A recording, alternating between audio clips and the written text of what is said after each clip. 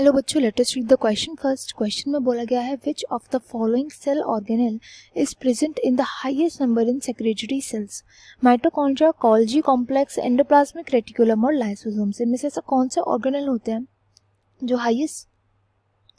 Highest number में present होते हैं इन द सेक्रेटरी सेल्स। तो यहाँ पे की कॉन्सेप्ट जो यूज होगा वो होगा डिफरेंट टाइप ऑफ ऑर्गेनेल्स की हम स्टडी करेंगे, ऑर्गेनेल्स की स्टडी करेंगे। तो सबसे पहला तो हम सेक्रेटरी सेल्स की बात करते हैं। सेक्रेटरी सेल्स वो सेल्स होती हैं, सेक्रेटरी सेल्स जिनका काम होता है सेक्रीशंस रिलीज करना।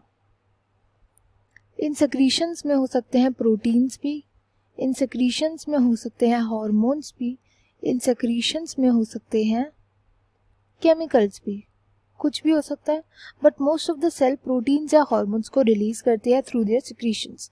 अब सबसे पहला आता है माइटोकॉन्ड्रिया। माइटोकॉन्ड्रिया का फंक्शन होता है एटीपी जनरेट करना with the help of cellular respiration. Cellular respiration की मदद से एटीपी जनरेट करने में हेल्प करता है।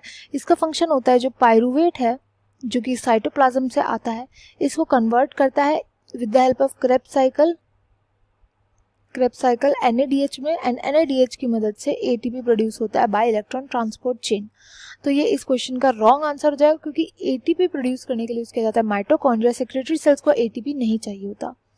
अब नेक्स्ट आएगा एंड गोल्जी कॉम्प्लेक्स। तो गोल्जी कॉम्प्लेक्स को गोल्जी अपैरेटस भी बोला जाता है।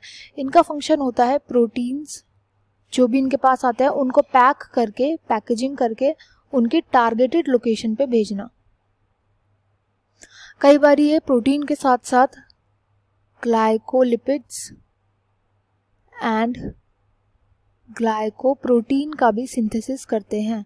ग्लाइकोलिपिड्स एंड ग्लाइकोप्रोटीन का सिंथेसिस करते हैं, इन दोनों को सिंथेसाइज करते हैं।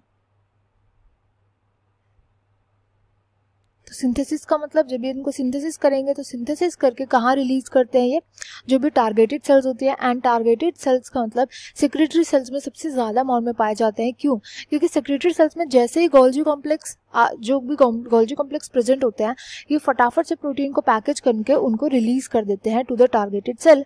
तो रिलीज करके पैकेजिंग करके रिलीज करने का काम तो गोल्जी का ही होता है। सेक्रेटरी सेल्स में सबसे ज़्यादा अमाउंट में गोल्जी कॉम्प्लेक्स होते हैं प्रेजेंट। तो यही इस क्वेश्चन का राइट आंसर होगा। नेक्स्ट है एंडोप्लाज्मिक रेटिकुलम।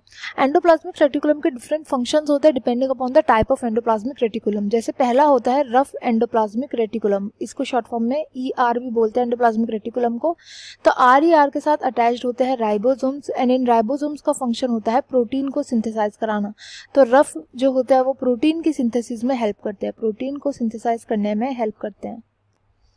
वेयरएज जो स्मूथ एंडोप्लाज्मिक रेटिकुलम होते हैं, स्मूथ ER, इनका फंक्शन होता है कि ये लिपिड के सिंथेसिस में हेल्प करते हैं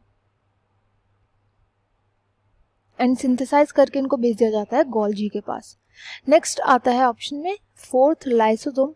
लाइसोसोम होते हैं जिनके अंदर हाइड्रोलिटिक एंजाइम्स प्रेजेंट होते हैं, एंड इन हाइड्रोलिटिक एंजाइम्स का फंक्शन होता है डिग्रेड करना बायोमोलिक्यूल्स को, यानी उनको तोड़ देना छोटे छोटे टुकड़ों में, डिग्रेड करते हैं बायोमोलिक्यूल्स को। तो यहाँ पे राइट आंसर इस क्वेश्चन का हो जाएगा option second, Golgi complex. I hope you understood well. Best of luck and thank you.